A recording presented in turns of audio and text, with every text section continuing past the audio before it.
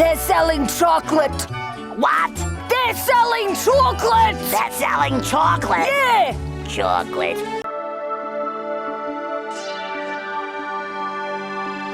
Hey guys, welcome to the Liberal Hive Mind, a channel solely focused on exposing the abundant hypocrisy of the left. This is just so funny. It's like watching the chicken come home to roost. I swear it continues to feel as if we're living through some sort of comedy skit or some sort of simulation. Joe Biden just visited The View and it was a full-blown train wreck on national television. The guy that they hyped up, that they told everybody to go out and vote for, he was sharp as a tack, fit for office, mentally agile, he could do 10,000 push-ups like one punch frickin' man, just showed up to their pathetic ABC talk show, and really the whole thing felt like a moment of propaganda reckoning. The ladies at The View, the studio audience, and the viewers from home all got to witness in real time the real Joe Biden. It was absolutely brutal. Let me show you guys exactly what happened here. We got some stuff to get into, so let's roll the tape. Alright folks, so just take a look at this stellar performance by Joe Biden at The View. Just watch.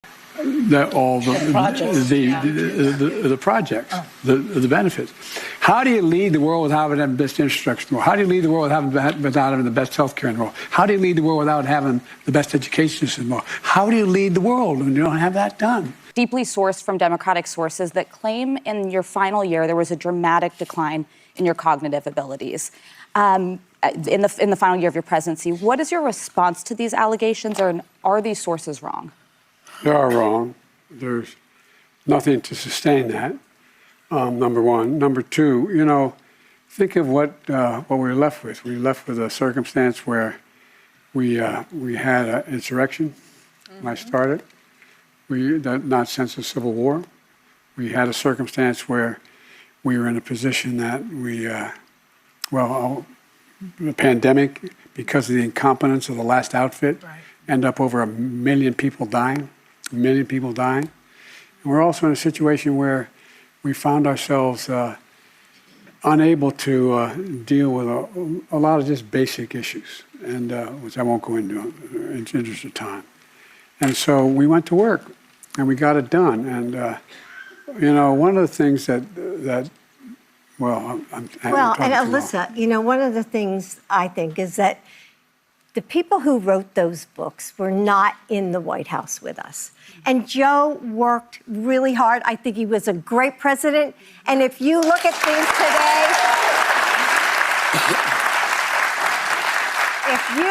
things today, give me Joe Biden anytime.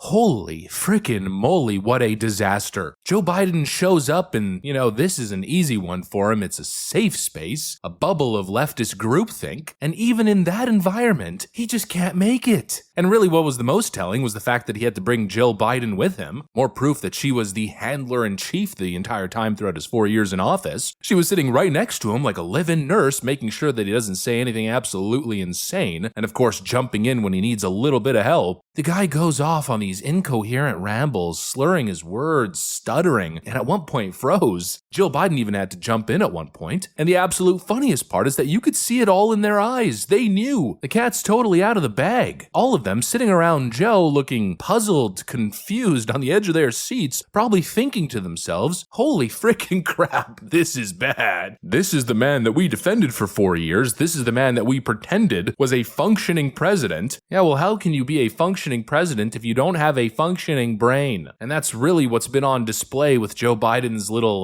let's call it media tour here, his comeback media tour, coming back like Rocky Balboa. Yeah, no, not at all. There was also this gem that's bouncing all over the internet, Joe Biden's BBC disaster. Just this one clip is so funny. What did you make of those scenes in the Oval Office, President Trump and President Zelensky? I found it sort of beneath America, the way that took place. And the way we talk about now that maybe we're going to have to take back Panama. Maybe we need to acquire Greenland. Maybe Canada should be. What the hell's going on here? What president ever talks like that? That's not who we are.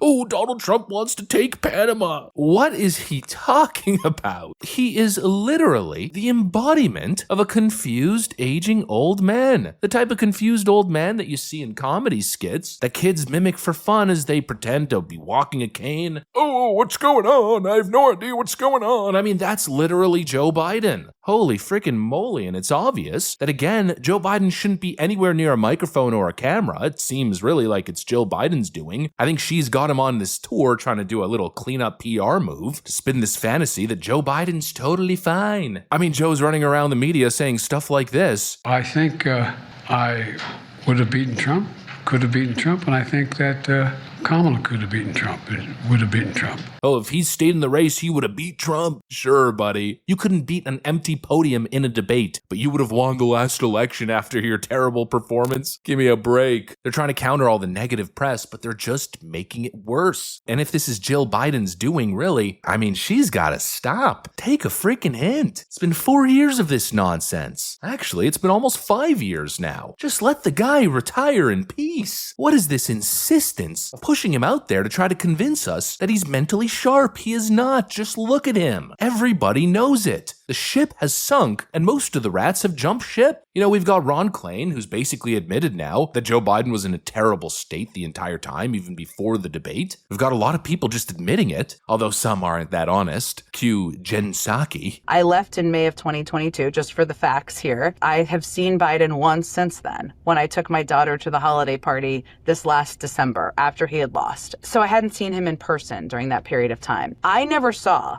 that person, not a single time, and I was in the Oval Office every day, that was on that debate stage. I'm not a doctor. Aging happens quite quickly. Were things that people saw during that period of time that were similar to that, or would have been in a category of that? I don't know, possibly, right? And all these books are going to tell us. Like, do you think that were they actively covering it up? Were they sort of in denial, or was that just a bad debate? Well, this is what I mean about cover up is a very loaded term, I think. Well, it means you knew that it was really bad and you're pretending otherwise, versus you're deluding yourself, which I think is what people do a lot. Well, I understand, but I still think it's like cover up is often like a crime, right? We're talking, when people use that term. They say it's worse than the crime. People use that term as they relate to Watergate, or the covering up of not sharing public information about a war. Yeah, and I'm not accusing anybody of a crime. I understand, but other people have used that term, and I think it's a bit of a dangerous term. I mean, she is really sticking to her role as Joe Biden apologist and propagandist. She just refuses, although in this case, obviously, more to protect herself than her former boss. But come on, the ship has sailed. I mean, they even handed a journalism award to the one guy who mentioned Joe Biden's decline a couple times during the end of the election. Impartiality,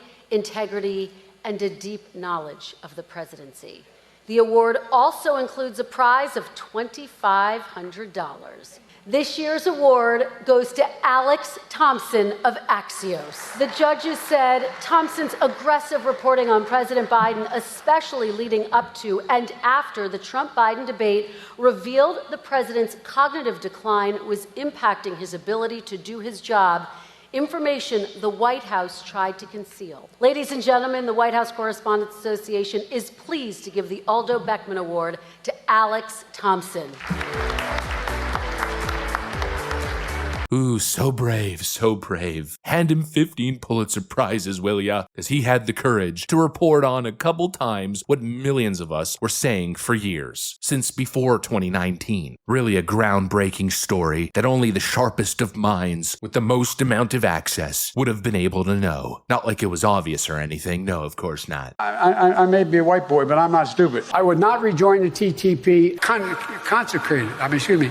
consecrated. That's my little sister, Valerie, and I'm Jill's husband. The N1H15. We choose truth over facts. End of quote. What a complete joke. These people should never be trusted ever again. These people, and when I say that, I mean the media, the Democrats, the think tanks, the pollsters, the influencers, mostly the TikTok influencers and the Midas Touch affiliates, they knowingly lied to you. They called anybody who said the truth crazy, conspiracy theorists. They covered for a man who was clearly in decline because, of course, to them, power mattered more than truth. And now it's hitting them square in the face. Don't ever trust these people ever again, and please, going into the future, don't ever let them rewrite history. Anyways, that's pretty much what I got for you guys. Hopefully you enjoyed the video. If you did, make sure to leave a like and possibly subscribe to the channel. Thanks for watching, and I'll see you on the next one.